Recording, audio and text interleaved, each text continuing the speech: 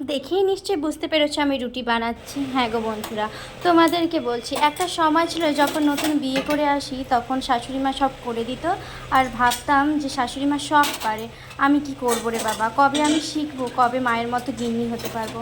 যখন বাবু 1 বছর তখন আমি আলাদা হলাম, আলাদা সংসার মানে আলাদা সব কিছুই করতে হবে। ছোটো থেকে রুটি বেলতে পারলেও রুটি শিখতে পারতাম না, মায়ের মতো ফুলকো ফুলকো রুটি করতে পারতাম না।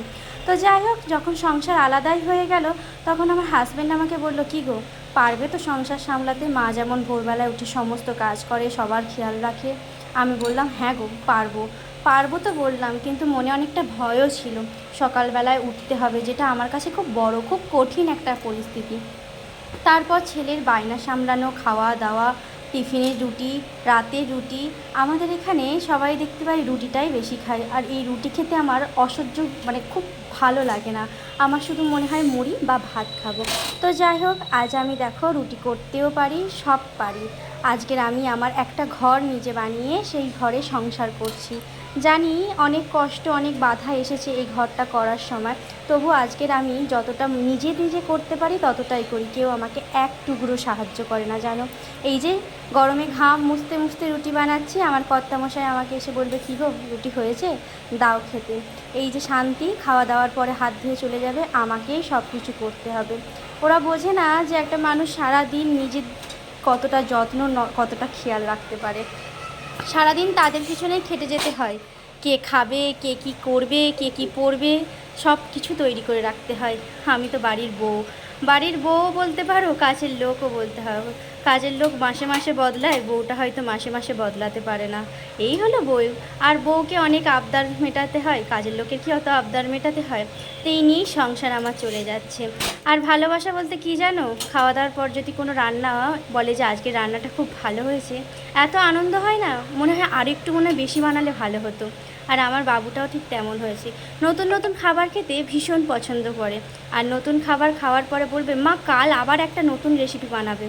আর সত্যি কথা বলতে এই গরমে কি রান্নাবান্না করতে ভালো লাগে, আগুনের ধারে আসতে ভালো লাগে? জানি আমি গ্যাসে রান্না করি, তবুও বলছি গরমে না ভীষণ গরম হয়। আর ওরা কি বোঝে, ওরাও যেখানে কাজে যায় সেখানেও নাকি খুব গরম। তো কাজ করতে গেলে তো কষ্ট হবে।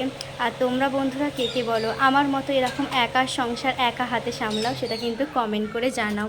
আর এখন সবাই বেশিরভাগ ফ্ল্যাটে থাকে, বাড়ির বাইরে থাকে, তারা তো নিশ্চয়ই অবশ্যই একা একাই সব কিছু করে। তবে যাই বলো, মূর্ধন্য একান্নবর্তী পরিবারের মজাটাই একটা আলাদা ছিল। আর একা একা সংসারের সেই মজাটা পাওয়া যায় না। একা একা সংসার মানে সবটাই একা করতে হবে, কিন্তু একান্নবর্তী পরিবার মানে একজন বেলে দিল, একজন করলো, একজন রান্নার সবজি কুটে দিল, একজন রান্না করলো, একজন মশলা বেটে দিল। সেটা কিন্তু একার সংসারে সেই ভালোবাসাটা, আর একসঙ্গে রান্না করা, একসঙ্গে ভাত বেড়ে পেতে বসে খাওয়াটাও আর আসে না।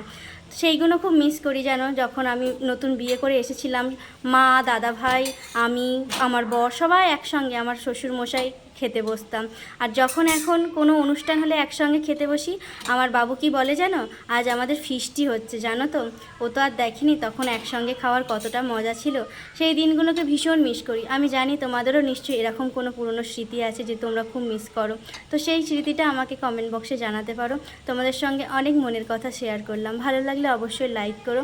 আর আমার চ্যানেলটা যারা সাবস্ক্রাইব করনি অবশ্যই সাবস্ক্রাইব করে দিও। এই যে আমার তোমাদের সঙ্গে গল্প করতে করতে আমার রুটি করাও প্রায় শেষ হয়ে গেল। থ্যাংক ইউ বন্ধুরা সম্পূর্ণ ভিডিওটা দেখার জন্য। আর নতুন নতুন ভিডিও পাওয়ার জন্য আমার চ্যানেলটাকে অবশ্যই সাবস্ক্রাইব করো। Thank you.